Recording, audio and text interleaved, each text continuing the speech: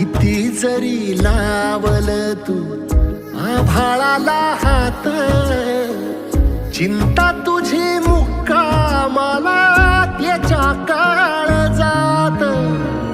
वाचतेच्या डोळ्यातली कधी कासावेशी, तुझ्या पायी राबान मी हाय त्याची खुशी र, हाय त्याची खुशी.